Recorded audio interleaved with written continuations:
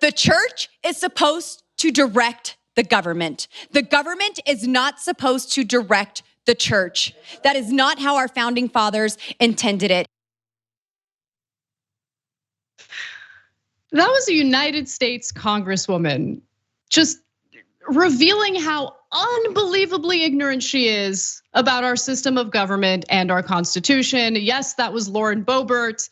It's not like she's failed to embarrass herself publicly before, but this really takes the cake because the separation of church and state is in the First Amendment in the Constitution. First Amendment to the Constitution specifically mentions that the federal government shall not endorse religion. And I'll get to that in detail in just a moment, but why don't we hear more from Boebert, unfortunately, with more context.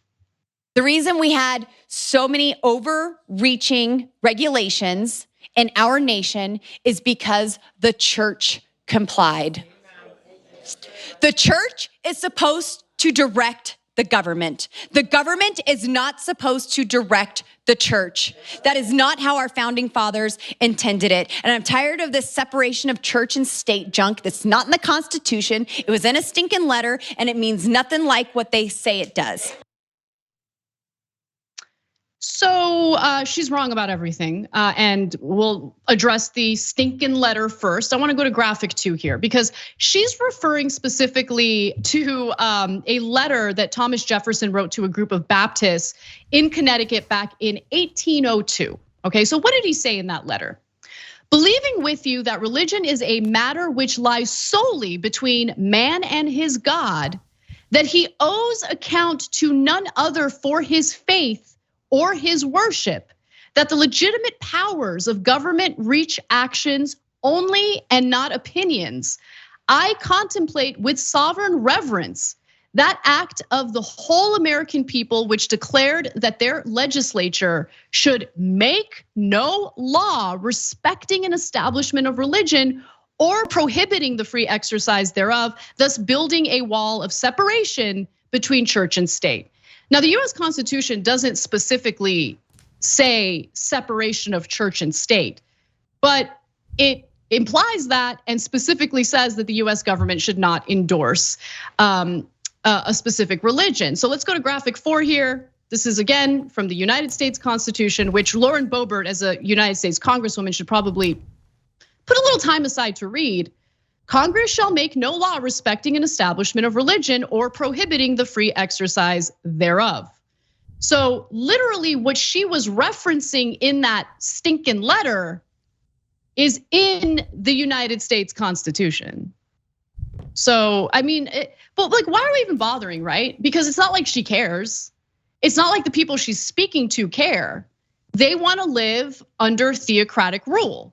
I mean, Lauren Boebert is a useful little tool and puppet for the religious right in the country, but the religious right don't respect our Constitution. They never have, they never will. Just like they don't actually respect human lives. I mean, I haven't seen a single unarmed black person that they haven't delighted in watching cops shoot and kill.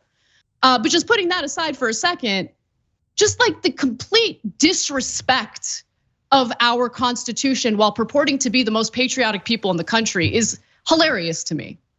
Yeah, so look, it's possible that Republicans are all illiterate, that they can't speak English, so they can't understand simple words. What part of make no law respecting an establishment of religion do you not understand? You know, there's another clause in the Constitution too. It says, there shall be no religious test, quote, no religious test shall ever be required as a qualification to any office or public trust under the United States. What part of that is unclear? And they all go around and go, oh, we shouldn't establish a religion and there should be no religious test. That's why America should be run by church. No, seriously, can you guys speak English? I'm not kidding. Do you speak English? Do you understand the words coming out of my mouth? Have you ever read anything in your entire lives? Or is the entire right wing completely and utterly illiterate? Yeah, so you got the First Amendment, don't establish a religion. They're like, oh, that means establish a religion. Then you got the Second Amendment, it says a well-regulated militia. They're like, that means no militia and that you should have no regulations. Do you speak English? Okay, so But look, Cenk, does it even matter? Like, I mean, at this point, with an ideologically driven extremist right-wing like Supreme Court, does it even matter what the Constitution says? I mean, we have seen several decisions in recent weeks that make it clear that they have absolutely no problem intentionally misinterpreting what our Constitution says to essentially expand public funds to religious institutions in the form of private schools in Maine. We see how they completely disregard what the Second Amendment actually says in deciding cases involving gun legislation and gun laws, as they did in New York. I mean, does it even really matter what the Constitution says? I mean, when you hear people like Senator Elizabeth Warren refer to the Supreme Court as now an illegitimate institution, I hear what she's saying, because the whole point of the Supreme Court is to accurately interpret the Constitution to determine whether or not laws that are being challenged are constitutional. But they just fly in the face of that. They don't care about that. They were intentionally and specifically installed into the court to carry out the desires of corporate America. That's number one. And right-wing zealots. They were promoted by the Federalist Society to do exactly what they're doing today. They don't care about what the Constitution says. Yeah, so that's of course true. I mean, they said women don't have the right to control their own body, but corporations are human beings who have all constitutional rights, and that money is speech. So when a corporation gives $1 million to a politician or through a PAC, they're just talking to them. I mean, they say all of these things that are fantastical, that make no sense at all. And everybody goes, oh yeah, yeah, I'm not sure that makes sense. Oh yeah, that corporation, that's Bob. He has inalienable rights endowed by his creator. We're the creator of corporations. Everything the Supreme Court says is junk. This right-wing court's a bunch of lunatics. Now, when it comes to this issue of religion though, guys, look, if you wanna live in a theocracy where you're ruled by a church, go somewhere else. Leave our country. Our country is America, and it's not founded on that. If you hear someone telling you otherwise, they're absolute liars. So not only did we quote the Constitution for you guys, we quoted Jefferson for you guys. Jefferson is the guy who wrote the Virginia Constitution, which the US Constitution was based on. Madison based it on that. But James Madison has his own quotes. He wrote the US Constitution. Here's graphic 3. The Constitution of the US from James Madison himself, the author of the Constitution. The Constitution of the US forbids everything like an establishment of a national religion. The law appointing chaplains establishes a religious worship for the national representatives to be performed by the ministers of religion elected by a majority of them, and these are to be paid out of the national taxes.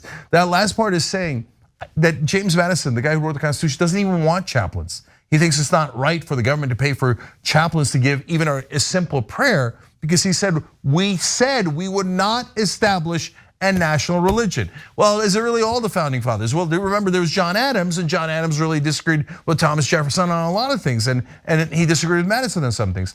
Well, John Adams was president when we signed the Treaty of Tripoli. What did that say? Let's go to graphic 1. The 1797 Treaty of Tripoli declared that the quote, the United States of America is not in any sense founded on the Christian religion. Not only did John Adams sign that, not a single person in the Senate objected. And they were all founding fathers. None of them objected. They thought it was so obvious. We did not establish a religion. This is not a Christian nation. And right-wingers look at that and go, they meant it's a Christian nation and we should establish a religion. Well, you wanna, look, I'm kidding around about how dumb they are. They're not that dumb. They just don't wanna believe they're lying eyes. So they just make excuses because they rather have a dictatorship where some religious leader rules us all. I mean, look, in certain ways, they're smarter than Democrats because they're willing to do anything and everything, including disregard our Constitution to get what they want. They want theocratic rule, and they'll do anything to get theocratic rule. And guess what? Over the last 50 years, they've been organizing, strategizing, and working real hard to get us to where we are today, where women's reproductive rights have been stripped away from them by the Supreme Court justices that they have effectively installed in the nation's highest court. So I don't think they're dumb at all. In fact, while they've succeeded through their strategies, Democrats have no strategy right now at all, at all. Just something to keep in mind.